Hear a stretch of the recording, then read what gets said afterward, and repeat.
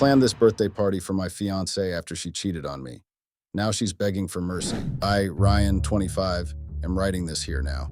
3 days after I did what I still think is a good way to carry out revenge on someone who's cheating on you. I am still dismayed that the relationship had to end the way it did, but I am happy I got the last laugh. Or I think I got the last laugh, I don't even know. I still love her, and it's crazy that I had to go through the shit Jennifer put me through. I apologize if anyone gets mad that I do her or something. Honestly, I do not give a fuck at this point. It's early days, I know, but I wish the pain could heal faster than it is healing right now. I used to be one of those guys who thought moving on from a relationship with someone you spent years loving would be a piece of cake. Well, here I am, narrating to people a tale that hurts me so much because I don't know what else to do. There's an empty bottle on my table as I type this on my PC. I've already lost 3 of the trades I started this morning. My eyes are teary from losing almost half the money I've made from my Forex trading this month in just under 2 hours. Or maybe it's from the fact that I've spent the last hour before now thinking about the girl I've loved for 1/10 of my 25 years. All I know is that I just need a break. It's been a month and 20 days since I found out about my ex-girlfriend's affair, and just 5 days since I decided to channel my younger brother's energy and go full petty little demon on her. Want to know what's worse? I have to go return a ring and give a reason as to why I'm returning said ring. I decided I was going to dump my former fiancée at her birthday party after finding out through my best bud that she was cheating on me with her gym instructor. Yeah, crazy, isn't it? Well, grab a popcorn, because this is a long one. I met Jennifer at a party I crashed on a dare, the girl I last dated before Jenny got married 3 years ago. I wasn't invited because I'll have to hold my hand up and admit that I was a shit boyfriend to her. We were in high school, and I didn't know anything about relationships, so admittedly, I treated her the way I would any other girl. Because we all went to the same high school, all my boys, which consisted of 6 boys, myself included, and 2 girls, were invited to the wedding party. Up until the 3 days before the wedding, I wasn't planning to attend. Simply put, don't go if you're not invited. But I went out for drinks with the boys, and as we drank, they talked up the wedding party. They shared the venue. I don't remember, but it was one of those really expensive places that got wrecked during the pandemic lull. The night out quickly turned into basically a roast of Ryan Bradley. Jokes were flying around about how I fumbled a bad bitch, how I still haven't had another girlfriend since her while she was getting married to a millionaire, how her life would have been worse if she stayed with me, and if she had put up with my gaslighting and all the other things I did to her.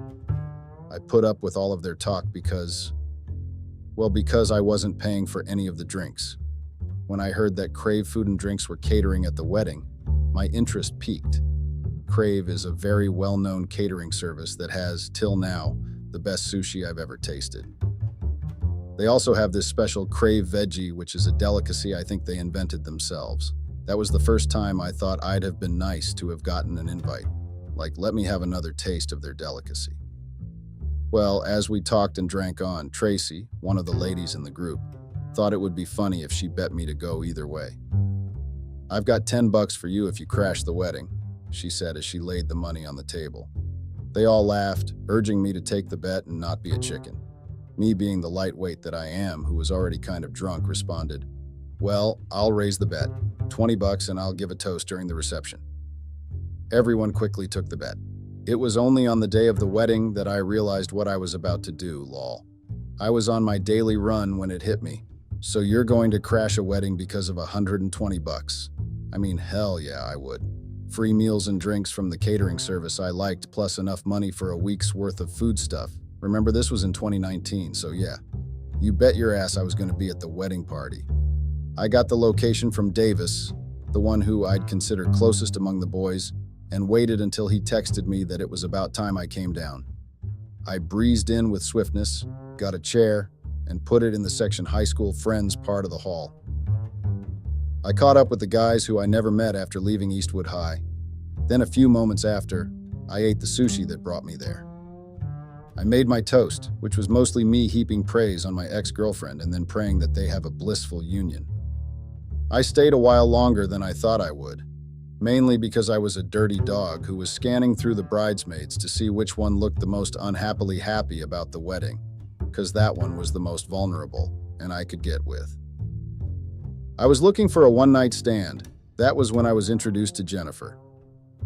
My ex-girlfriend was a friend of hers, and she came to thank me for coming out even though I wasn't invited, and for the toast which I gave. We hugged and talked for a while, laughing at what our relationship was. I made a joke about being the one who was at the altar with her if only I had been more invested in her as she was in me. Then I said, "At least it worked out for good. You're now happily married to someone who might be richer than everyone I know combined." Jennifer stood beside us as we spoke for a while before she was introduced to me. She looked very pretty and had these rare green eyes. I was always someone who found an attraction to people who don't have the common black or brown eye color. I got charmed by her eyes. The fact that he had green eyes, added to the long natural lashes, and the way her eyes angled like a smirk, all combined to make me lost in those eyes of hers. As she spoke, I started to hear less and less of what she was because I kept wondering how I'd lived in this area for 23 years and never crossed paths with this beauty before now. She noticed and drew my attention time and again though, which was nice and funny. "You know, it was nice of you to show up even though you weren't invited, and the toast you got," she started to say, but I cut her off to say, "Well, I was here on a dare because I never go anywhere. I am not invited, but what I said in the speech was how I felt about the situation." I then added that I wanted to make a joke about the groom getting my leftovers, and we both laughed at how funny that was. She then went on to tell me how the bride and the groom met, how the groom was her ex who treated her badly, and how she had to leave him, how she and the bride became friends when they met at college, how the groom had initially come to the college with a box of chocolate and some roses to apologize but met her instead. As she spoke, I started to see a story form. My ex was here now, getting married to someone who treated this beautiful lady badly in a relationship while I was here, falling hopelessly for Jennifer almost 8 or 9 years after being a real future-type toxic boyfriend to her friend on the podium. I tried to remind myself that I only stayed back to find a lady to warm my schlong for the night, but it was seemingly too late already. I was falling for those green eyes and the personality that had it. "Do you want to get away from here?" was the next thing that came out of my mouth. Her eyes lit up and, wow, I really would spend a day looking into those beautiful green eyes of hers. We went to the bride so Jenny could tell her that she would be leaving. Then we went out of the auditorium, but not before I walked to my friends and grabbed my winnings from the group. I didn't know what kind of a date I should do, so I just took her to a carnival, lol. It was funny, the rides, watching her marvel at the magicians, finding out she was scared of clowns, then laughing my ass off after I tipped a clown $10 to chase her. As we talked, walking around the carnival, we walked past Olaf from Frozen. I made a joke that flew over her head. That was when she mentioned she hadn't seen Frozen at all. Not 1 and not 2, which came out in the cinemas almost a month before then. I took her to go see it. I thought if we were lucky we would fund a cinema that'd show both. Well, we were lucky. I must take this time to shout out to Olaf, because if it wasn't for him, I probably wouldn't have dated her. Although, yes, she did end up ripping my heart out of my chest, but yeah, the time we did spend together was great. And it was all thanks to Olaf. Well, and the guys that dared me to crash said wedding. We started to go out together every weekend as she had a job. Those weekends were very nice and all. With each passing week, I felt more and more passionate about her. Didn't take long before I was totally in love with her. In December 2019, I got a job. I started working as an IS rep in a hotel in the area. I helped fix their computer automated doors when damaged, helped set up, fix, and monitor the CCTV and its footage, plus other internet security duties that needed carrying out. We all know this job was short-lived because not up to 3 months later, COVID-19 shut down this whole country. When the COVID came, the hotel tried to keep running under the COVID restrictions, but when it was decided that the whole country should be on lockdown, they had no choice but to align with the government. Jennifer and I were just 2 months into our relationship then, and we decided that we should move in together since we wouldn't be able to see much of each other if we stayed in separate housing during the lockdown. I also thought moving in with her would be a good way to save the money I had earned from working just 3 months with the hotel. My rent expired while she still had 6 months left on hers, so I moved into her apartment. It was a good place, a 1-room apartment at the top of a 5-story building. It had a big veranda, an open-air one. which she used to plant a few crops. She was growing tomatoes, string beans, and some other fruits and veggies. For the first few months, we were just a couple of lovebirds we had a lot of sex in those few months. So much so that, for a while, I was nutting air. It was like a honeymoon, proudly sponsored by the pandemic. She still worked her job regardless because the company she worked with found a way to make most of the workers carry out their duties remotely. I was a very good cook, which means we didn't spend a lot on DoorDash and the likes. I made dishes which she loved and always hyped up. Sometimes she'd ask me if I had ever thought of opening up a restaurant. She would always compare my cooking to that of Crave. I knew better anyway, and I knew it was just girlfriend doing girlfriend things. A year and some months into our relationship, the COVID restrictions started to cool off. I went job hunting almost immediately, as I didn't want to spend any more time idle. I had used the pandemic to learn a few programming languages. I was already a beast in using HTML and CSS to create web pages.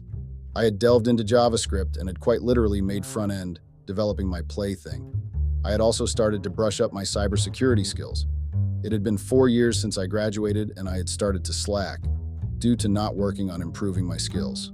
I used to be a white hat, but now I couldn't hack for shit. I still knew how to run my phishing though, because that was always lightweight for me.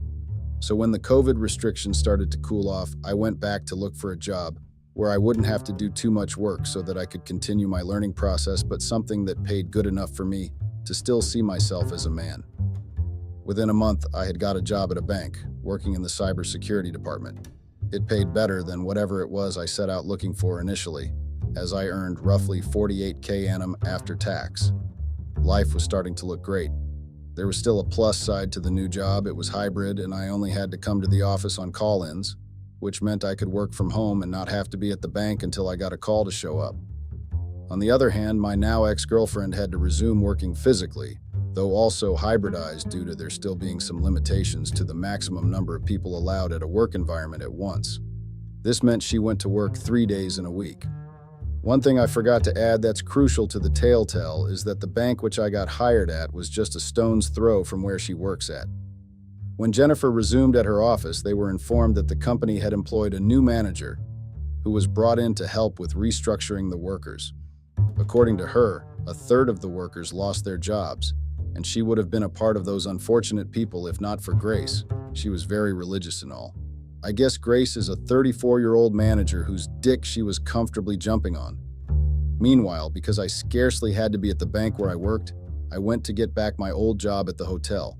I tried to get it remotely, but because I had to be there to fix 1 or 2 technological faults and what have you, I was able to get the job on a freelance basis. They'd call for me whenever, and I'd come over and fix whatever issues they had. They also paid me to train the staff they had brought to replace me. All in all, I was able to recover swiftly from the pandemic. My ex started to become a lot more fond of her boss. She started to have a lot of tales about him, about how he never let anyone talk over him, how the meetings were quiet whenever he spoke, and how he basically had the whole team on a chokehold. Not much longer, she started staying out longer and got promoted to vice manager or assistant manager or something of that sort. According to her, that meant that, unlike other workers, she was now mandated to be at the office daily. It also meant she now works under the guy she always talks about. As time went on, things started to get a little rifty between us. Sometimes she would pick a fight about the littlest of things and flip out about them for days. Sometimes she wouldn't talk to me for 2 days or more. Everything about our sweet and blissful relationship started to get off brand. She started to go out and stay out long, sometimes with friends from work, other times with people she wouldn't tell me because there's no need to tell you as you won't know them. It was all very sus, and also was already acting too out of touch. I tried everything in my own power to see if I could fix things for us, if I could make her happier about our relationship. One day I decided to talk about it. I sat beside her as she sorted her clothes for washing, and I started to lay all my worries at the table. I told her how I thought she was becoming a little too hostile, how she clearly had issues with something I'm doing and doesn't communicate those issues well, which makes her blow out whenever. I told her I loved her, and I wanted us to work out whatever issues we had been having. It actually resonated with her, and she started to even have a conversation about it. She said she knew she might have hurt me in her actions, but that the stress of the new position was getting to her. even though she never really apologized for the nagging and name-calling that I had to endure during that time. I was just happy to have my girl back in a good headspace. It was good to have her talk to me again, to hold her tight in my arms, and to kiss her like I used to. Needless to say, the sex was crazy that day. Although we had resolved the issue, shit started to pop off again after another month. This time, I had started to really suspect that someone else was giving her the attention she needed, which was why she was so comfortable making a fuss around the house. To be fair, I didn't handle the situation well. How did I handle it? I asked her to marry me. I was a very stupid boy. I took her on the beach one day on a weekend vacation of some sorts. I booked a beach house and bought tickets for some entertainment while we were out. On the last day of the trip, I proposed to her. She was overjoyed. She jumped on me and we both fell in the ocean. The waves were strong that day and we were lucky that we weren't carried off by it, lol. We went home stronger, or so I thought. One day I got called to the back to help work on the manager office's door and to also work the servers. Normally, whenever I would go into work, I would call Jennifer ahead of time to tell her I'd stop by her place so we could have dinner outside. This time I decided not to today. I decided that I was going to surprise her by bringing her flowers myself, all those lovey-dovey bees. After working on the servers at the bank, I headed to a nearby store to get some flowers. I got said flowers and headed for my girl's office. This was when I saw her and a man dressed in a suit holding each other's hands and walking towards a black Tesla. The man had the same build as the new manager whom she frequently spoke about at home. Okay, what the fuck is this? I thought to myself. I reached for my phone and dialed her number. I wanted to hear what she was going to say, wanted to know how she was going to respond. Was she going to tell the truth and say she headed out the office with someone, or was she going to straight up lie about it, which would mean she might be having an affair? She didn't pick up the first time, nor the second. At the third time she did, and I asked where she was. She responded with a sassy, "Look at the time you're calling. Shouldn't you know yourself that I'm at the office?" I told her I was at my office, that I got called in to fix something. I told her I wanted to come up to her, but she said I wouldn't be let in as they had already maxed out the capacity for their place due to COVID restrictions. What a blatant lie. I listened to her as she lied, but I was already inside the building. I simply dropped the food I bought and the flowers, and then I left. Now it was no longer a suspicion. She was definitely having an affair. Later that day, she called me, saying she would stay out late. I called one of my buddies and we went out for a drink. I told him I needed to borrow his car as I needed to trace my girl the next day to see what she was doing. He handed me his keys and I drove him home and went back to my place. She came back home around 11 p.m., looking all bent out of shape. She looked stressed and tired and her hair was a mess. I knew for sure what it was. Someone was blowing her back out. I talked to her and we cuddled for a while. She fell asleep and I took her phone. Maybe I could find evidence that she was indeed cheating. I didn't find anything. But as they say, the absence of evidence is not the absence of the evidence of absence. Her chat with Tom Manager was incoherent and incomprehensible, which meant there were things deleted and meant that she was hiding something. I installed a Track My Phone app on her phone, linked it with mine, and went back to bed. The next day, I decided to check it at midday. She was no longer at the office. I took the cat I borrowed and trailed her to where it was the map showed she was at. As God would have it, it was the hotel which I still worked for.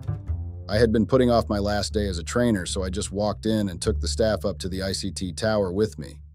I went straight to the CCTV footage to find what room they were in. I first started with the conference rooms, hoping that she would be in a meeting or something like that. Even though I already knew within me that she was definitely cheating, I just hoped she would prove me wrong. Well, she didn't.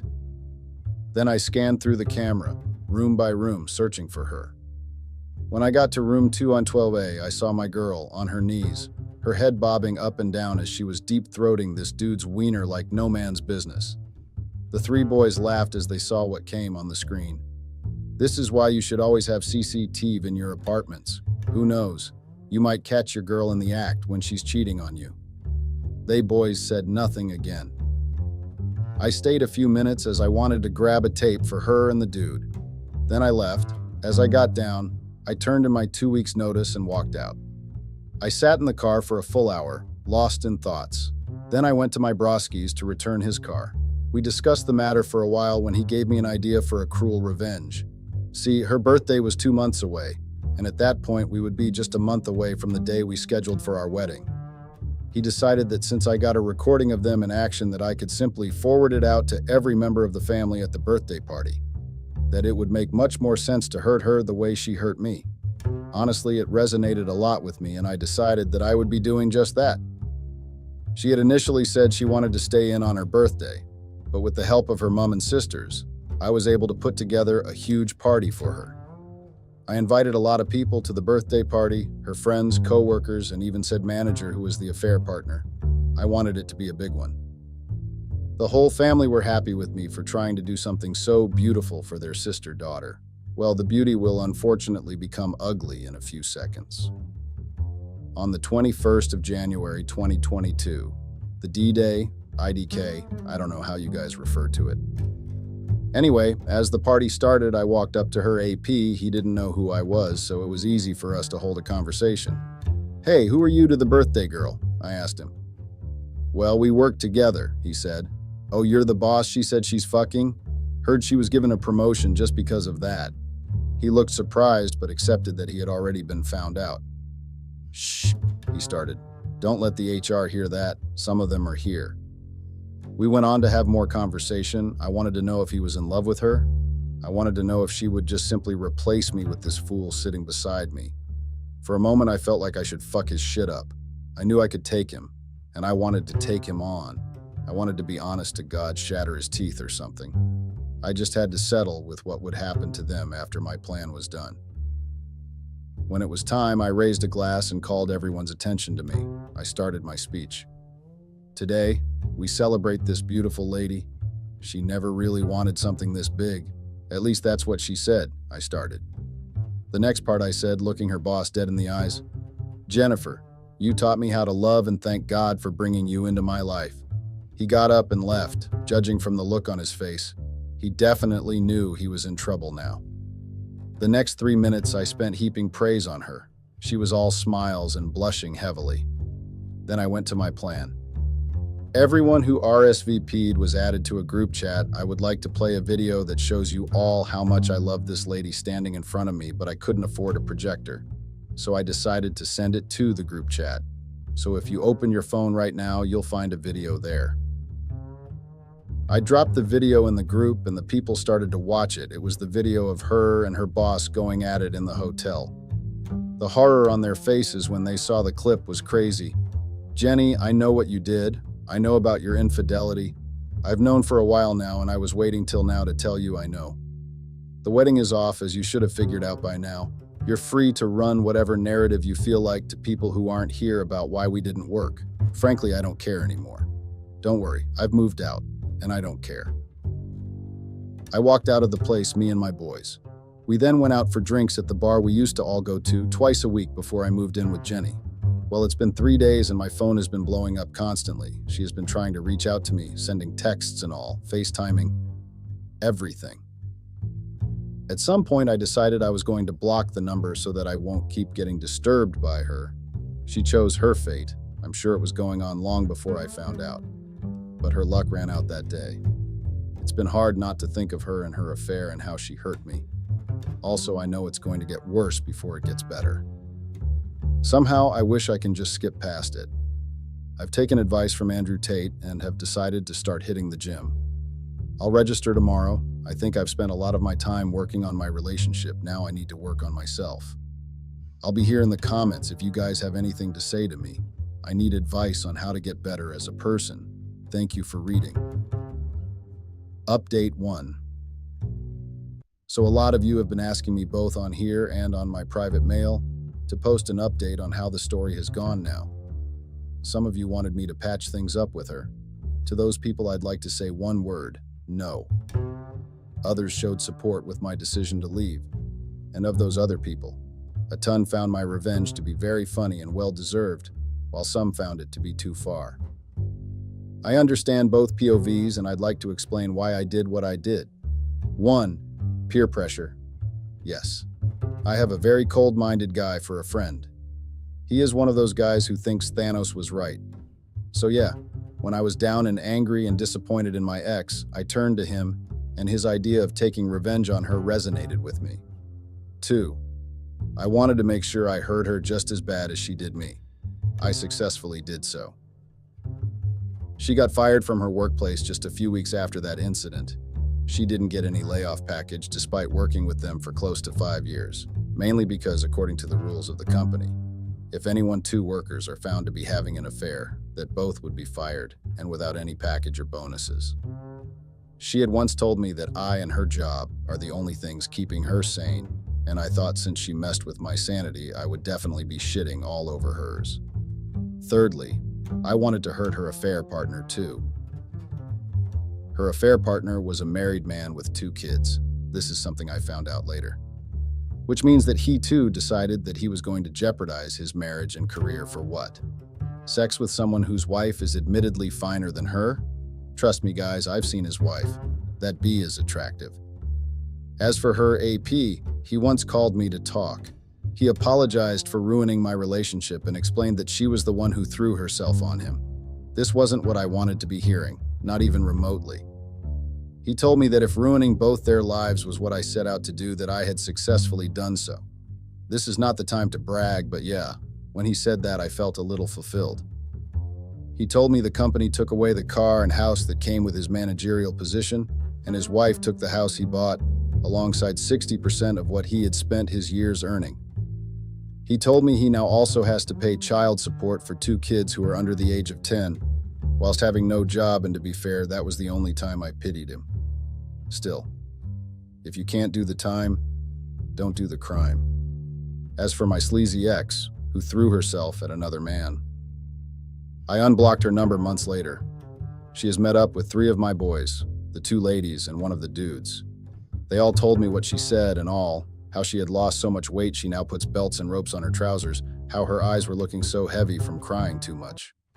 They told me how she had told them that she wanted to try to make amendments, that she knew asking me to come back to her would be an impossible task, but that she would simply settle for one last meetup. She was the topic of one of our drinking games. We each took a shot if someone said a significant thing they hated about her. Guess what? We each took about 12 shots, except our designated driver, who took just 3. As for needing closure, I don't function like that. Most times I don't even look for closure, and this is certainly one of those times. I just simply move on. Although the conversation I had with her AP and seeing how badly I had ruined his life gave me the closure I needed and desired. Oh, and her church posted a sermon based on her infidelity on one of their church papers in the month of March. It was funny. This is Christmas Eve, and after our round of drinks at the bar, everyone has gone back to their various homes. So I'm here in this self-contained place, which is a lot smaller than the place I shared with Jenny. I miss the fresh air that came from the garden she was going to. I miss cuddling with someone I love. I don't miss her, though. I just miss being loved. My boys give me love, though, but we all know it's just not the same thing. Tomorrow, I'd be going to her church. My friends and I have made a habit of showing up at the church and mingling with some of the females. It started as something I did to spite her. Trust me, it worked. But now, I guess I'm just back to my Barney Stinson ways. I'm 26, almost 27, which means I'm still very young. Right now, I'm not looking for love, nor am I looking for a committed relationship. Right now, I just want to fuck until I don't think about this hurt anymore. Thank you guys for reaching out to me, for telling me I'm not alone in this, even though I already knew that. It was just nice to hear. To end on a good note, I'll tell you guys about my progress at the gym. I now weigh a good 201 pounds. With my tall frame, I now look like a beast. I think I'm going to stop trying to gain more weight and just focus on maintaining this frame. I might take up boxing also, just for the fun of it. Oh. And I'm now a full-stack dev. Life makes a little bit more sense now. Hey, Reddit, Jack here, navigating life post-divorce at 35. Recently inherited a fortune from my dad. The catch? My ex-wife, Sarah, 35, and I were in the midst of our divorce when this windfall happened. Our 4-year marriage crumbled under financial strain, and she left because I couldn't provide. Now, I'm wrestling with newfound wealth and old wounds. To be truthful, my divorce isn't final yet and my soon-to-be ex-wife is now begging to be back in my life. She had kicked me out of the house she bought years ago and she sent me divorce papers a few days later. To the details now, I am the only child of my parents. It's been a funny existence to be fair. I'm Indian, my parents moved over here, France, before they had me. My dad was, to be honest, I don't even know what he was. All I know is that he was a good father. He was home all the time, didn't go to work and so did my mom. I always wondered how he was even able to afford what was just a simple existence. When I got older and started to understand how money worked, I occasionally asked him what he did, which meant he was always home. I wanted to know because I wanted to do the same also. I went to government schools from nursery, all the way to university, this due to money issues. By money issues, I mean the lack thereof, or so I thought. I had a friend, Sarah, you can already see where this is going. She and I were the only Indians in our school, which didn't mean anything apart from the fact that she and I felt safe in our company. We did everything together as kids, and grew up together. Both of our parents knew each other, and I even heard once or twice that both our fathers worked together. They always encouraged us to have fun, play and do things together, school and otherwise. I remember when things changed, when I was 19. My mother and I went to Bangladesh to visit her parents. We spent 2 months there, it was the best of all the holidays we had gone on in my life. I was happy to be in and around the culture, to go to ceremonies, to see how they said prayers there and especially to see my grandparents. While I was there, I one day overheard my parents talk about an arrangement, an arranged marriage of some sorts. Hey everyone. Unfortunately, basically everyone who is watching these videos isn't subscribed. It would mean the world to me to quickly get out of the full screen video for 3 seconds and press that subscribe button. It's free and you can unsubscribe anytime. Sorry for bothering and thank you so much if you subscribed. I wasn't clear on the details because I was just walking past when I heard it and I didn't stay to listen.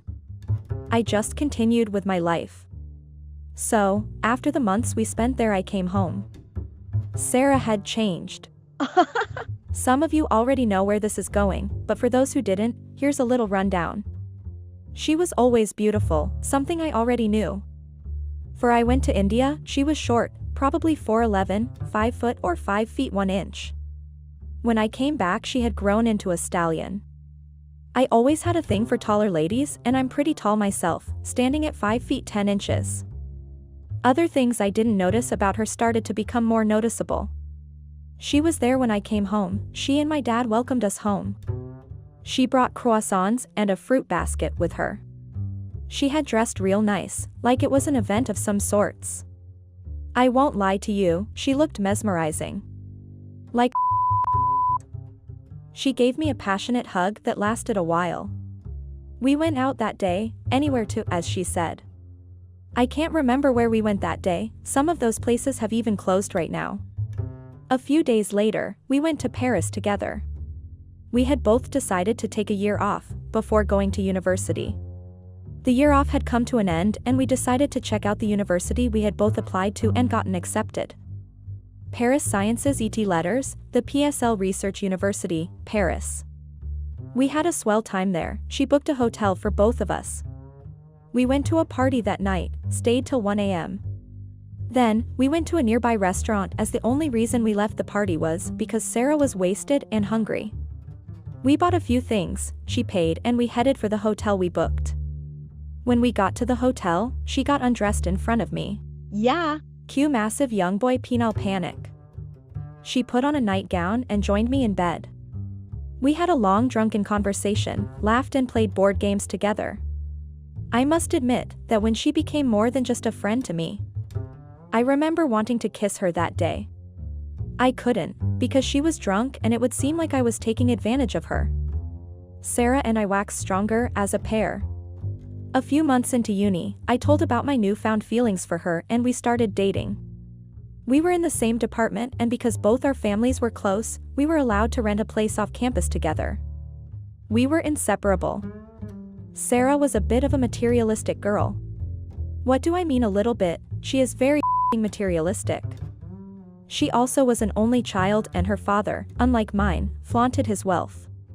To be honest, I'm still trying to figure out what it was they did. She had everything she wanted, her own car at 17, Mercedes-Benz. They had set up a trust fund for her, she had a platinum card, and she lavished money at any given chance. Throughout our stay in uni, she paid for the house we lived in. Now, tell me why 2 students who didn't make any money for themselves would live in a 3-bedroom apartment that had a pool? I sometimes told her she didn't need to spend as much as she did. That we would still survive perfectly if we stayed in a self-contained apartment, if we cooked most of the food we ate, instead of ordering takeout every day. She never listened anyway, her dad funded her lifestyle and she was already spoiled. That was the only downside of being with her. I didn't have money, nor did I have wealthy parents, so I thought, and I didn't like accepting money from strangers, something my parents taught me against. After school we were both 23, I applied for a job as an assistant lecturer in the university which I schooled at. Sarah refused to get a job, stating that her mother was a housewife so she would too. I accepted that fact as I thought it was only fair that I provided for my family, just like my father did. Mind you, we weren't married yet. Fast forward 8 years later, I had become a respectable lecturer in the university. I decided it was time for Sarah and I to get married. We were already dating for 12 years at this point. She was happy to tie the knot with me, and her happiness and mine were the only thing I wanted. We had both agreed that, like our parents, we were going to have just one child and we planned to stay without kids for a while before having children. Having one child was my idea and the waiting till later was hers. We were very compatible and everyone around us saw that. One problem though, a year after we got married, Sarah's father stopped funding her extravagant lifestyle. His words were, "You're now married, so your husband should now cover your expenses. Learn to live by your husband's means." That was good advice he gave her there, and I wish she had heeded it. Of course she didn't, for you can't unspoil a spoiled fruit. It didn't take long for her to start getting frustrated with my situation. My father and hers had tried to lure me into their business, which I didn't join cause it sounded shady. Maybe that was why her father cut her off. She started nagging me, she started denying me time with her, and sometimes we didn't even talk for weeks. It was annoying. How could something so sweet go sour so quick? She even vowed to make my life a living hell. She fulfilled her promise, trust me. I started to hate going home. The lecturer's salary I earned wasn't much, but to me it was an honest living. It was enough to more than take care of both of us, and even enough to add a child's expenses. But nope, no way, she wanted me to earn $500,000 or more a year so she could have enough money to buy a Maybach every other day. She wanted Chanel purses and Louis Vuitton bags, one of which cost more than I earned in a month. It didn't take long for her to decide she's had enough. At the 3-year mark, as I planned our 3rd anniversary, she changed the locks on the house. It was a big house, one she bought on a whim because she had the money in her trust fund. I swear she really knew how to make a man cry. She kicked me out of the house. The very next day, as I walked into my office in school, there it was, divorce papers. I sat there, deep in thoughts. I didn't know what to say or do, I didn't know how to feel or how to try and fix it. I went home to my dad's. I didn't show up at work for days. I was thinking about how I lost my best friend, my lover, and my woman. I stayed home for a while as I tried so hard to get my life together. I started going to the gym. I decided I wasn't going to just let it go easy, cause she wanted a percentage of what I had earned. She cited the fact that we had been together for close to 16 years should count for something, the fact that because of me she didn't work for those long years, which was a lie. I had to go to court. My parents opted to stay out of our little disagreement, as they thought we would settle our dispute. While I was home, my father tried again and again to make me join in his business. He respected the fact that I wanted to teach but wanted me to have a good life. He claimed that working with him would give me just that. I didn't want to join him because I had a bad feeling about it, and also, I felt that staying home all day would definitely not be good for my mental health. At some point my father stopped asking. Just 5 months ago, my father died from what seemed like a heart attack. He was buried days later, as was a part of our culture.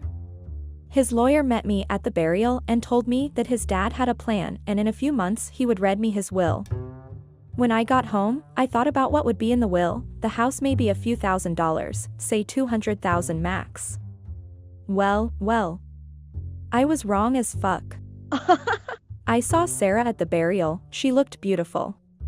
She waved at me and later on came to give her condolences. She then went on to talk about the divorce, saying that due to the loss she would ease up the divorce case. She did as she said though, a real woman of her words, that lady. She rewrote the divorce clauses and I signed them, then I was told that the divorce would be settled in 4 months. Just last month, Sarah called me. She went on a full rant crying profusely as she told me that her father had been arrested. She didn't know why, but that she needed comforting. I was tempted to go see her, but as I put my clothes on and headed over, I was met at my door by my mom and our family lawyer. He had come with the will which he said he'd be bringing. It was a video message and then a bunch of documents that I needed to sign. In the video message my father explained how he was happy that I didn't cave and joined him in his business. He spent a few hours explaining what his business was all about. It's something I can't go into because of how incredibly illegal it was.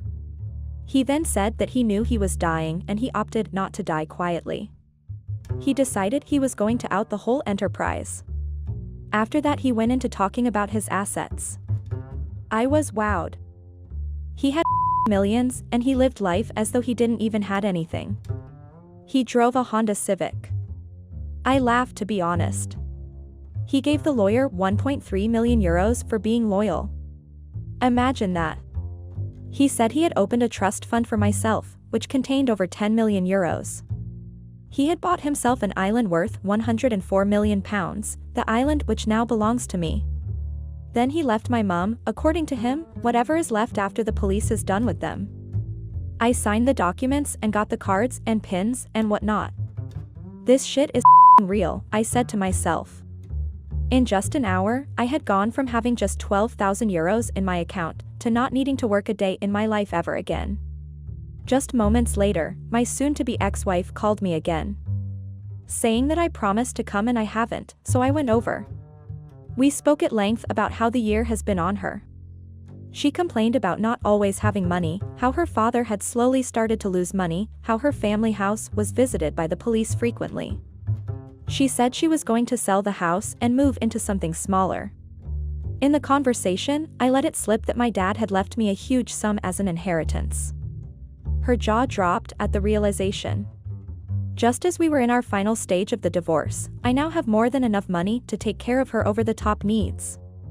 Well, as the title suggests, I started to see a change in her behavior. She started to actively try to slow down the divorce process and started to try to win me back. It wasn't working. I only entertained her bullshit because I feared she could have enough of a claim to my inheritance. She started to come over to my house frequently, started to wear revealing outfits and trying to seduce me. In my head I know what it's all about. She's figured out that I have money and now she's throwing herself at me. Very gold-diggerish of her. Now this is where I need your help, guys. What would you do if you were in my shoes? Obviously I'm not taking her back, but should I stop seeing her? What do I do honestly? Update. This chapter of my life, Reddit, is an odyssey of healing and self-discovery. Inheritance became a double-edged sword, cutting through the remnants of a broken marriage while unveiling the resilience of the human spirit. As I move forward, I carry with me the lessons learned from a marriage that crumbled and a heart that learned to mend. I appreciate the help and the kind words. I felt I had to update you guys on how things are right now. The initial post was 3 months ago, and a lot of things have come to light since then. My divorce has been finalized, which is one, so I don't have to see or speak to Sarah except I decide on my own to do so. Secondly, Sarah's father has had his assets and accounts frozen and seized from him. Everything he and my father illegally obtained over the last 40 years were stripped off him. I started to wonder how they didn't even get to me. This was something quite interesting. After they took what they took off my mom, she still had over 787,000 euros, which she decided she would move home to India with. She left just last week. Now on to my wife, or better suiting, ex-wife. When they were done with her family, there was nothing left, just the house they lived in, a few thousand in the bank, and the money in her trust fund. Money which she had blown up. Her mother and her fought for weeks. She called me and cried after one of said fights. She cried as she told me she made a mistake, how she should have listened to her father when he told her to be contemptuous with what I could offer, how she should have listened to me when I said she should cool it with the lavish lifestyle. She cried and I listened without saying a word. When she was done, I just put down the phone. I'm planning on moving away from the country before I get found out or anything. I met the lawyer and we talked about the situation on the ground. He assured me that my father had planned for this, and that the inheritance won't be taken away. I have decided I will leave on the 15th of next month. I would retire to the island I got as part of my inheritance. I would hire a few workers, farmers, cleaners, and whatnot. I plan to live in isolation. The simplicity my dad taught me has been well received, and I would pass it on should I get a chance to. I might update this again and I might not. All I need from you guys now is your well wishes. Hope no French police officers are seeing this. I'll be selling the family house, as I said. As for Sarah, she now works at a small startup company. I hope for her sake she's learned her lessons. I might see her one last time before I leave. I wish her the best in her endeavors, but a part of me is hoping she gets treated badly in her next relationship. Hope I'm not evil for wishing so? Well, Reddit. That's my life, all written out for you. I hope this doesn't end up on YT.